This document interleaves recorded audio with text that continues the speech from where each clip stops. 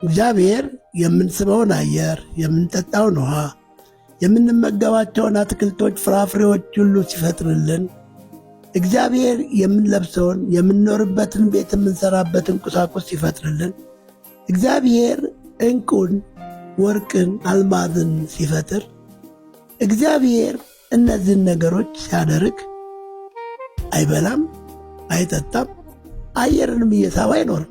ደግሞም ዕንቁዎችን፣ አልማዞችን እየሸጠ እየለወጠ በዓለም ታዋቂ መሆንን አይፈልግም። ወይም ደግሞ ነገሥታቶች የሚለብሱትን ጌጣጌጦች ወይም የተልባ እግር ቀጭን የተልባ እግር ልብስ እየለበሰ እየታጀበ በሰዎች እየተሞገሰ እንዲኖር አልፈለገም።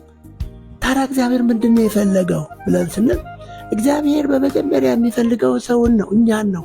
ከእኛ ጋር ኅብረት ማድረግ ነው የሚፈልገው። እንድናመሰግነው፣ እንድናመልከው፣ ከዙ ጋር ሁልጊዜ እንድንኖር እግዚአብሔር ይፈልጋል። ይህንን ነገር ታዲያ ለማድረግ እግዚአብሔር እንድናምነው ይፈልጋል።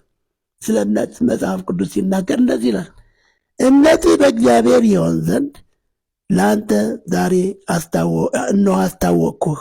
የእውነትን ቃል እርግጥነት አስታውቅ ዘንድ ለሚጠይቅም እውነትን ቃል መመለስ ይቻል ዘንድ በምክርና በእውቀት የከበረን ነገር አልጻፍኩልህምን ይላል ሐዋርያ ጳውሎስ። በሁለተኛ ጢሞቴዎስም ላይ ሲናገር እንደዚህ ይለናል በመጽሐፍ ቅዱስ ላይ ሁለተኛ ጢሞቴዎስ ምዕራፍ 3 ቁጥር 17 ላይ የእግዚአብሔር መንፈስ ያለበት መጽሐፍት ሁሉ ለትምህርትና ለተግሣጽ ልብንም ለማቅናት በጽድቅም ላለው ምክር ደግሞ ይጠቅማል ይላል። ወገኖቼ እግዚአብሔርን ማወቅ የምንችልበትን ከእግዚአብሔር ጋር ኅብረት ማድረግ የምንችልበትን የእግዚአብሔርን ቃል በተከታይ ስለማስተላለፍ ይህን መልእክት ላይክ እና ሼር ሰብስክራይብ አድርጉ።